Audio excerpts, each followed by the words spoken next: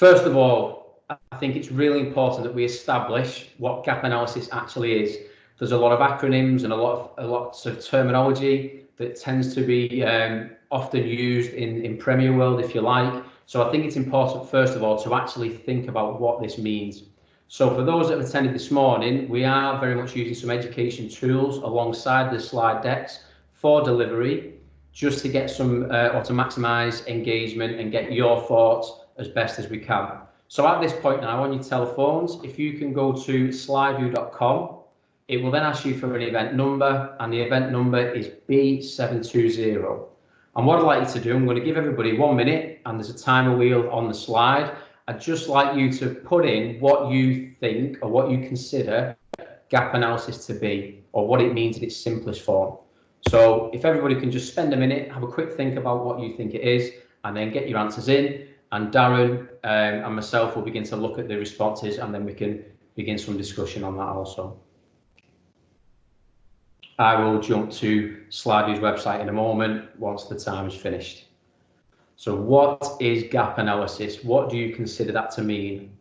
There's no right or wrong answer. It can be specific to an example in the business, if you like. It can be a generic definition. Whatever you think, please share it with the rest of the group.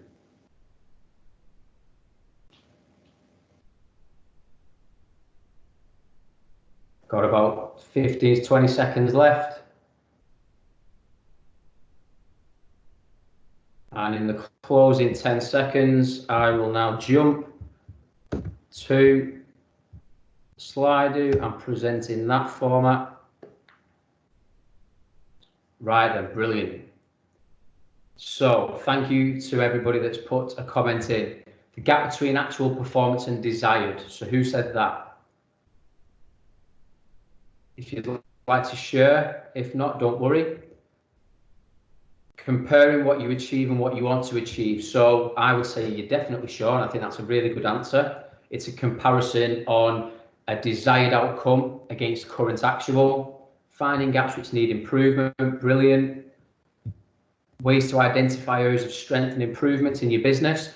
I would say from the gap analysis you complete, that will then identify those strengths and improvements. So that's a really good point. Qualifications or area on the business that is missing. So that's a specific example on what gap analysis can be completed. So really good information, a method of addressing differences, fantastic.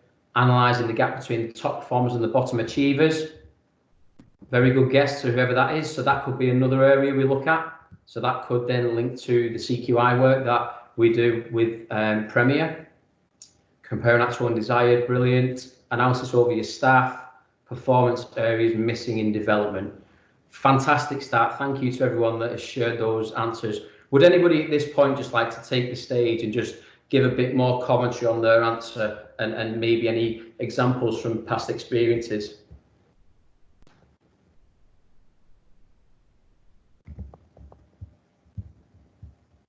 Anybody feeling up to the challenge? Anyone brave enough?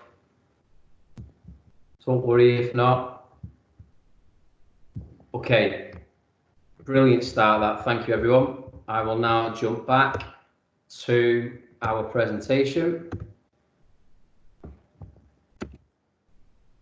Following on from our answers, there is just a simple definition. So gap analysis is a method of assessing the differences in performance between a business information systems or software applications to determine whether business requirements are being met, and if not, what steps should be taken to ensure they are met successfully. And I think the visual is very good, and a lot of people alluded to this in their answers on SlideView, so well done for that. So the gap analysis is looking at the current state of a particular area in a business, key factors for change in order to get to the desired state. And then on that journey, you then have an action plan. So somebody mentioned about identifying strengths and areas for improvement. That would then appear in the action plan to how you get from current to desired. So just a really simple understanding of gap analysis and what that means. If you already knew it, brilliant. If you weren't too sure, hopefully that has sort of given you a bit more insight into that terminology and what it could look like. So we're going to go back to SlideView again for our next question. So what areas could we conduct a gap analysis on in order to enhance our overall service as a company? So think about Premier and the model, and a franchisee, a team leader, an activity professional, an apprentice. Think of everything that is offered as a company, what our services are. What areas could we do a gap analysis on? So same again, if you jump to Slido and it's event number B720, 60 seconds, just have a think about what areas we could do it on. Some people have already alluded to it in the previous answer, so feel free to share that again, please.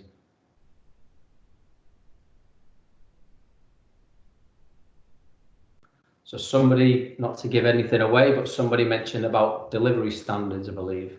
So that could be an area with gap analysis. What other areas could we do it in? 30 seconds left.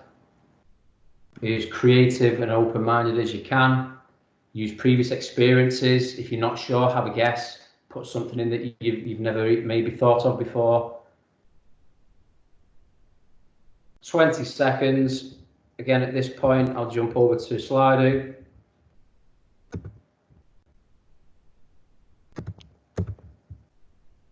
You may need to try that again.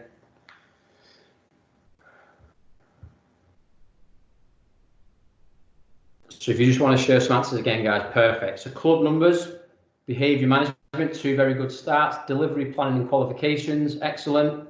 I'll just give it a few more seconds, just because the poll wasn't opened for the time I started. CQI visits to improve operating standards, excellent idea. Assessments, quality, timetable gaps, brilliant. So more of a operational side of it and not just quality with timetable gaps, linking into diaries.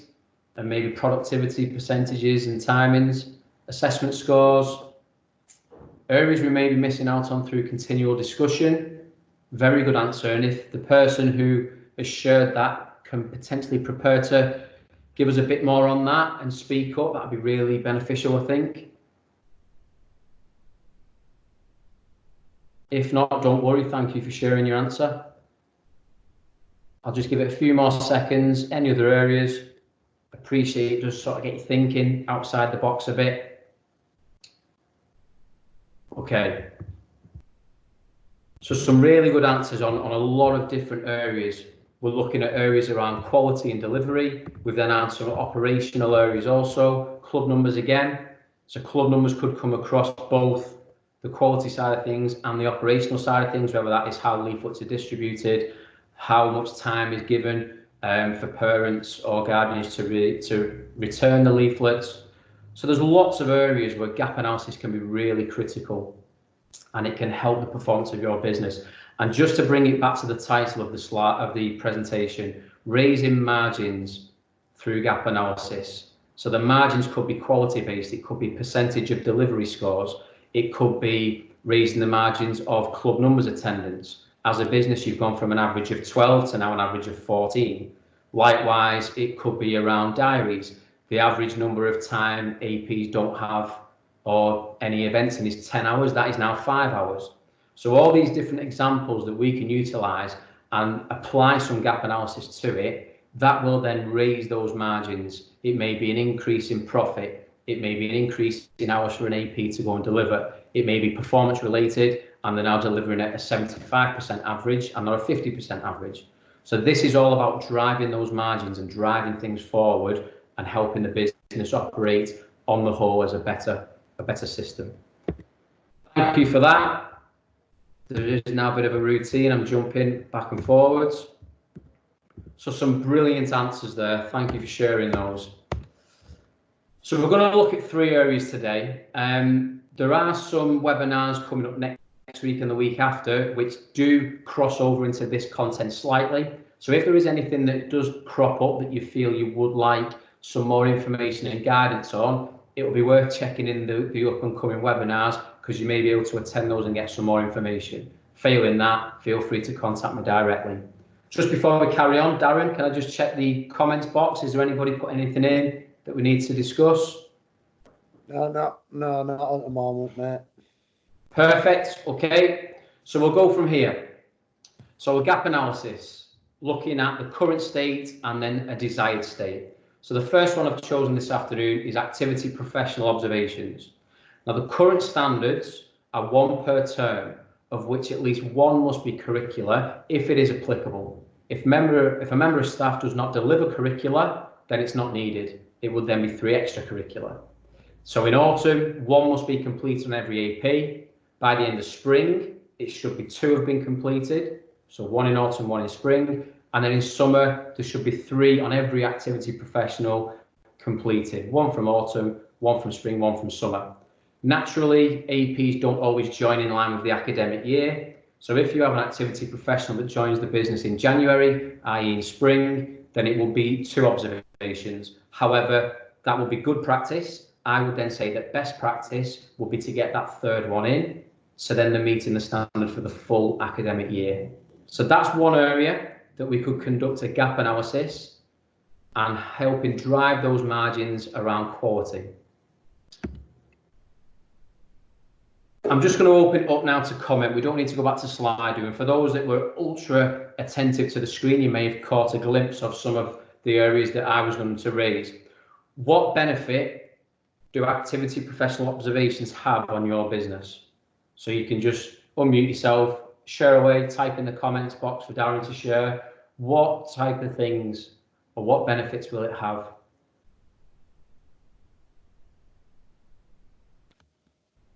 Darren, if you can be checking that comments box, please. Yeah, there's nothing in at the moment. Will it be improving APs as individuals? That's right. Brilliant answer. Thank you for sharing that. So when you are observing your APs frequently across the academic year, from the activity professional perspective, you're driving those standards. You're making them feel valued and they're not just being deployed and delivering what they've been asked to do. You're taking the personal development as your own responsibility and you're driving the performance higher and higher and higher. As an activity professional, you can feel really valued for that. So that's one key element to the benefits of observing them. Anyone else want to share? Neil, we've got a couple on the chat. George has said, good feedback improves your performance. Laura, building relationship with schools. Brent as developing staff to achieve more. Perfect. Thank you for sharing those, guys. Really important. And it's good to see that for a lot of people on this call, this may be more of an awareness piece. So it may not be anything new to you, but if you fully understand and you're aware of the impact and benefits that these things do have on the business, it's just going to raise those margins and drive them further and further. So thank you for sharing that. Neil, got one more. If I could go on, Darren. Michael, to raise standards of curricular or extracurricular provision, showing positive development and a clear goal. Perfect. That really good, really detailed, looking at different types of delivery. So thank you for sharing that. That's something fresh out of an ops manual, I think. So thank you for that response. So with regards to benefits, just some additional ones. So increased staff retention. I think a lot of people have alluded to this and it adds that value. So for an activity professional, if they feel like that no one's coming in to monitor standards, they're not coming in to support, and they're not sort of getting that overall offer of the employer, that then can begin to then cast a cloud of doubt in their mind as to, well, what is my role in this business longer term? So you may find that on average at the moment, your staff retention average 1.4 years service. Through observations alone, that may raise the margins to an average of 3 years service. So some really beneficial work going in around the retention of staff. Monitor and support delivery and development. So touching on the school side of things, we need to make sure that the provision that we have promised is being delivered, and then where there are areas for improvement, not to be negative and point the finger and blame, but to be say, okay, we will support you through this and turn that area of development into a strength. So it's monitoring that throughout. It's a chance to celebrate successes and align that to the core values. So on a day-to-day basis, activity professionals are going into schools, they're delivering, they're doing this fantastic work on the ground, We need to celebrate that more by going into a school and seeing how they interact with the AP, how well they've embedded themselves into that school and become an extension of the school. It just then gives you that opportunity to give them a pat on the back and say, well done, and thank you for that hard work. And then you're then able to celebrate further successes further down the line when an action point's set. And then finally, bridging the communication gap with schools. So what we tend to find is that AP and school have a great relationship and communicate regularly. You'll find that AP and franchisee have a great relationship and communicate regularly, but franchisee and school, sometimes that can be a bit of a gap, and we need to bridge the gap on communication. So by going into your schools and observing activity professionals, you're keeping that touch point with them every so often, and they know that you are in the background doing the hard work behind the scenes to drive the standards forward. And it's not just merely the AP doing everything. That as a business, as a franchisee, or as a quality lead, a team leader, you are also doing your bit behind the scenes to support them for the best possible provision to that school. School visits. So again, just unmute yourself or type away in the text box. How many times should we visit or endeavour, so mean or try to visit every school we work in? What's your current benchmark? Does your business have a set benchmark for how many visits? Does your business not currently have one, but you personally feel there should be a set amount of times? If I can ask anyone to speak up, or Darren, if you can share any responses. I think what we try to, what Michael might be able to lead on a bit more, I think we try to see them every term, but as per some schools that we feel need extra support would be every half term. Okay, thank you for that. Is that Luke? Yeah. Yeah, thanks, Luke. So similar to the standards on the BMS for activity professionals, once per term or even once per half term, trying to get in to see them face-to-face interaction. Anything else or anybody else?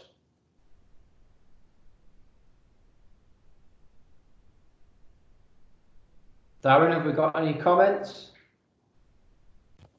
There's one comment in relation to off Michael Duckett, a review once a term and one observation each term as well, and that's it. Brilliant. I can jump in there if you want. Yeah, thank you, mate. Please fire away. My comment, as Luke alluded to there, what I try and do is, in my role, I have to review a school at least every term, and in that, the conversations with the correct people might say this coach is struggling in certain things. Is a conversation then with Luke or kind of the observation team and say these guys need some extra support. So the schools may see us more than once in that term. They may see us once every half term. Depends how much support that coach needs. Perfect. Yeah, really good thought. So depending on the level of need the AP has, that may then either increase, it may work the other way, it may decrease the amount of times you get into a set school. So really good point. Thank you for that, Michael. Does the provision or the SLA amount matter?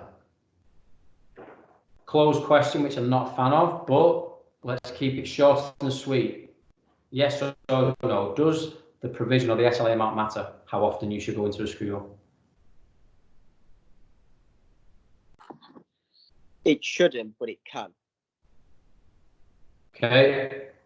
Just because I feel like some of our schools will have maybe 2-3 member staff, so you probably will end up going into them schools more.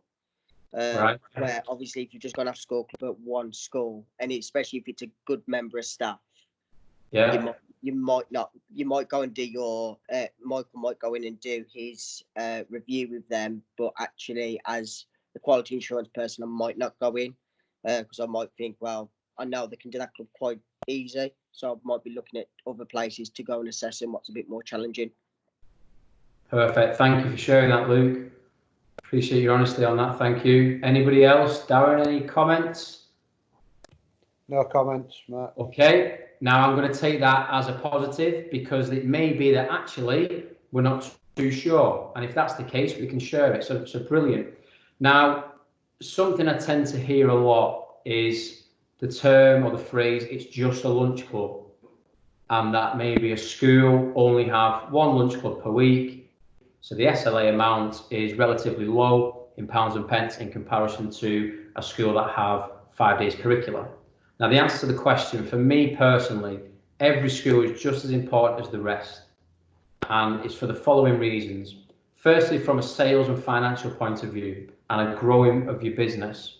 If you are working in a school that have one lunch club per week and they have a competitor who is in delivering the curricula, you have now got a great opportunity. You have got an audition to show them the absolute best you can do by your service and wow them with every resource that we have, because should or when that provider trips up, you will be there first in line, and then that work potentially will come to you. So the term just a lunch club, for me, it doesn't matter. That school warrants just as many visits as a current school that maybe have 5 days curricula per week. Other areas to think about is how many APs work in that particular school. So some schools naturally have 4 or 5 APs. They can become an easy option for completing an observation, which can be a tick box exercise. So there are some variables to think about, and in a couple of slides time, I'm going to give you some tangible examples of ways to take this away and actually apply gap analysis to these particular areas. So just bear that in mind when we move forward. So in answer to that question, for me, it's not. Regardless of the provision or the SLA amount, you should always have the same standards and expectations of visiting each and every school you work in. So the benefits of that, I'll come straight to this slide. If comments were a bit quiet for this particular area, again, let's treat that as a positive. The benefits of school visits are this: you're going to increase your chance of SLA retention.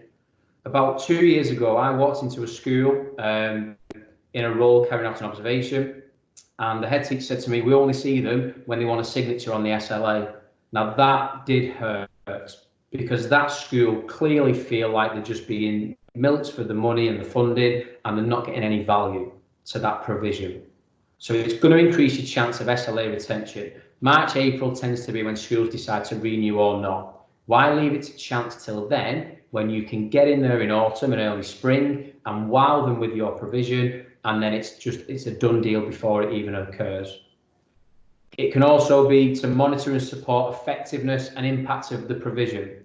So Ofsted's 3 I's: intent, implementation, and impact. Every single product or service you are delivering in a school, there's got to be intent behind it. Why are we delivering this? Are we delivering this lunch club to reduce examples of negative behaviour from pupils? Are we delivering a lunch club to get the disengaged engaged and looking at increasing the number of pupils on roll attending across the academic year? As 2 simple examples. Implementation, following on from what the intent is, how are we going to do that? Is it going to be a stay active lunch club, which has got no competition or technical elements involved, and it's purely about delivering a fun, inclusive session?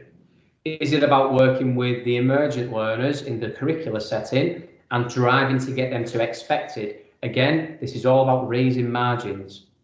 Finally, the impact. So after that implementation, what impact has your provision had on that school? How can you justify their spend based on the intent that you've displayed and then how you implemented it? So the benefit of school visits is to really monitor and support that effectiveness and impact of what's going on in every school you're in, regardless of 1 lunch club per week or 5 days curricula. It's a chance to identify upselling opportunities. So when you're completing an observation and you're visiting a school, it may be that you've noticed that there's a large group of children at lunch times getting themselves into trouble because there's nothing to do and they're bored. You may then take that as an opportunity to say, well, I've got a member of staff who's available at lunch times on this particular day. Why don't we trial them for 6 weeks and look at some impact on that particular group of students? Let's see if we can reduce those numbers of behaviour management scenarios that have occurred. Finally, demonstrate the added value of being a premier school. So we are the UK's leading provider. We want schools to be proud to be associated and collaborate with Premier. So when you're completing these school visits, again, you are saying to that school, the AP is on the front line, they are delivering the sessions. However, behind the scenes, and as I'm coming in, we are also doing our bit to drive those standards, again, raise those margins, and we want you to be the best possible Premier school that we can have. So there are some benefits on school visits. Workforce CPD is the third area that I'm going to look at before we take gap analysis and how we can manage it. So how often should CPD occur to your workforce? Feel free to unmute and share or type away. How often should CPD occur?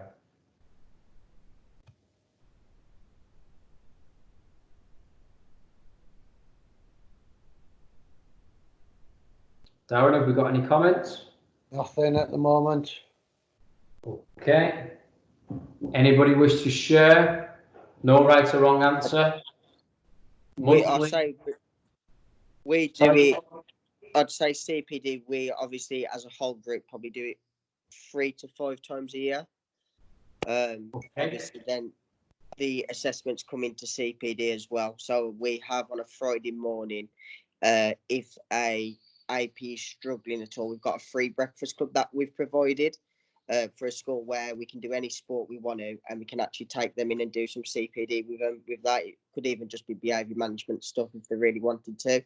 So we've got like 3 to 5 times a year, I'd say, as a collective group, but then we have individuals as well that have the opportunity to ask, and also we can recommend coming in and doing some training with us.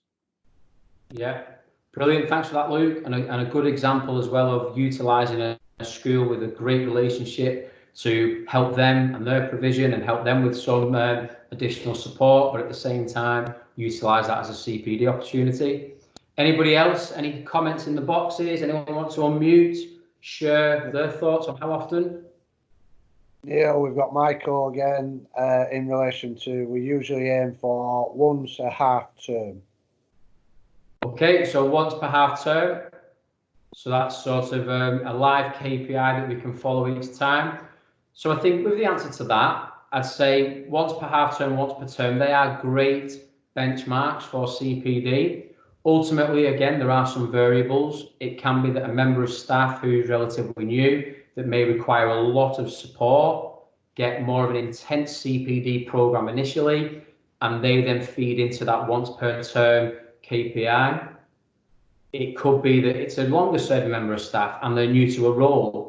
And again, if it's maybe a team leader role, it could be, well, actually, we need to do some research or we need to do some work on this particular area.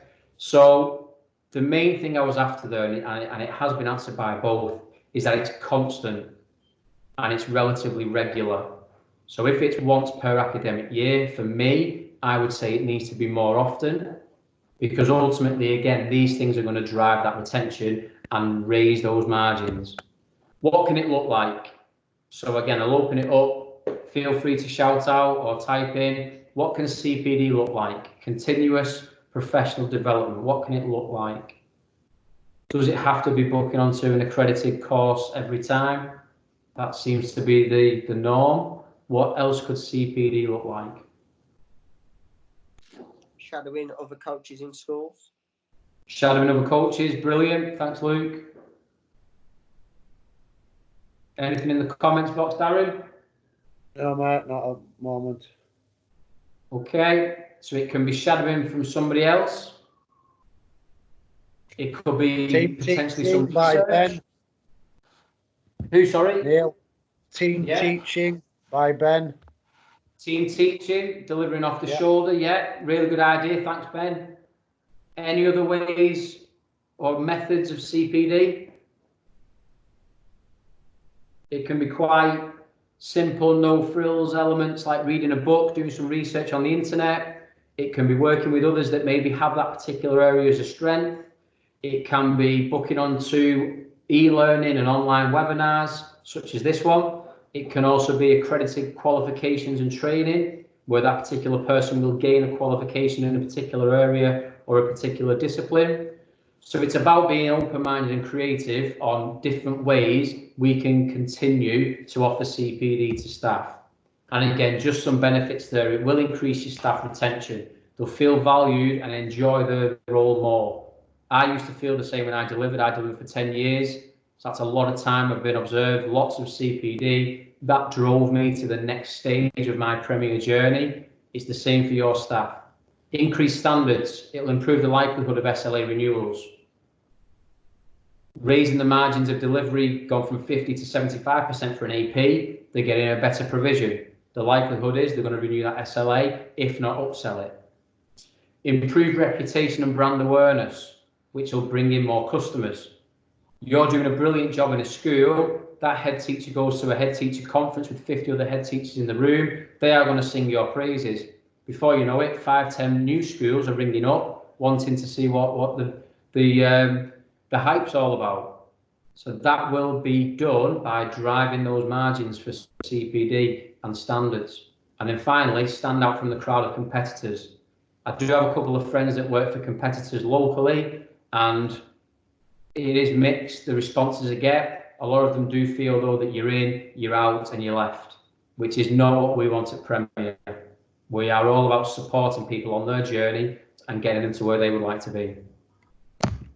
So, we've looking, today is raising margins through gap analysis. We've looked at what gap analysis is. We've used 3 different examples of areas that we can conduct gap analysis to take us from an actual state to a desired state when we're operating. Through that, there's an action plan created. So the first one I'm going to share with you this afternoon is this. If anybody wants these templates emailed to them, let me know, let Darren know in the chat box, and I will be more than happy to share a blank template for you to fill in. So this is looking at school visits and AP observations. So what you can do is you can list your observations on the left. From there, you can then list all your schools across the top. You're then going to plot in where every AP is working. And then over time, you can complete this to say, right, who was observed in autumn? Let's colour code it like that. What type was it and what percentage did they score? Who was observed in spring? Who's observed in summer? If they've not had a visit yet, it stays red. So as you can see from this, it's showing a lot of reds.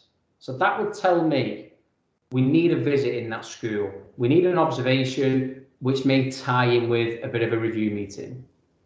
It will also show you what schools are more populated than others. So this school here, for example, 4 different APs are active.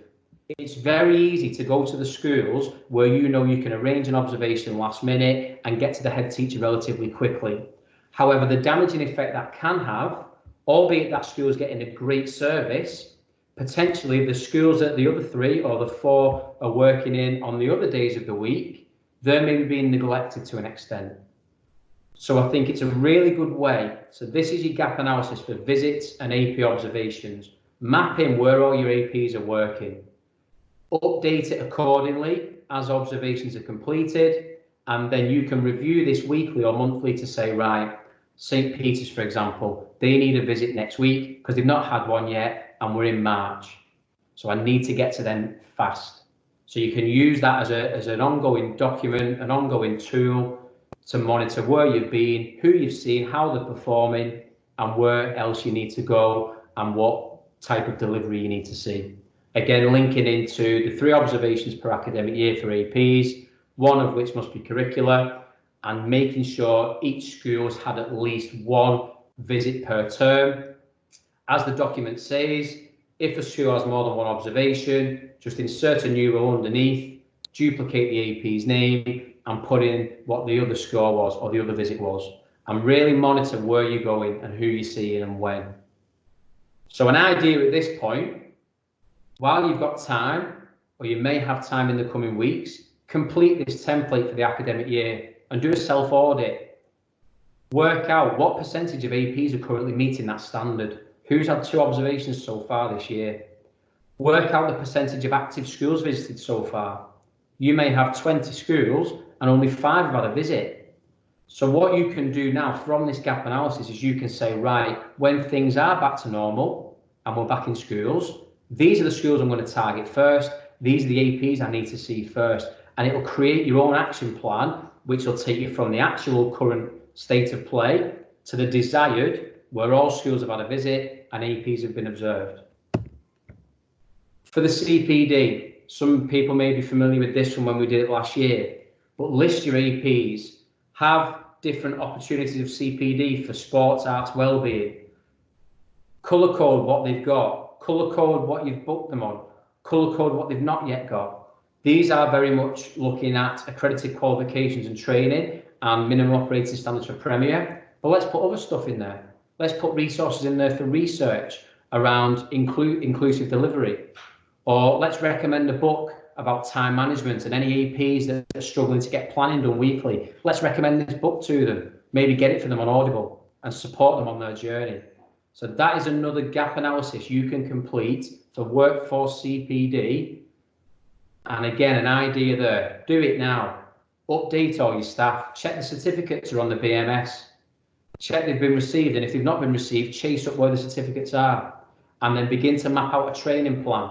You may identify that 6 APs who all come to you saying they're struggling with planning may benefit from reading a book that you recommend based on time management. Earlier in the slides, I did say that there are going to be other webinars which may cross over. This is one area. So next week, there's a webinar on observation trends and mapping CPD. We can drill into that more when we complete that next week. But I wanted to share with you a tangible example of ways we can complete a gap analysis on those areas that we've discussed and how you can create an action plan for when we're back working in schools. So at this point, guys, we are coming to a close. I appreciate all the input that you've had this afternoon and lots of good answers and good thoughts. So thank you for sharing those.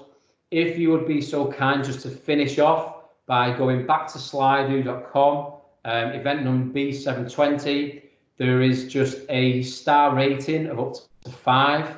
So 1 being poor, 5 being outstanding. Can you just leave an honest reflection of how well you think the quality of the content was for you, how useful it is, and how it will help you in the future?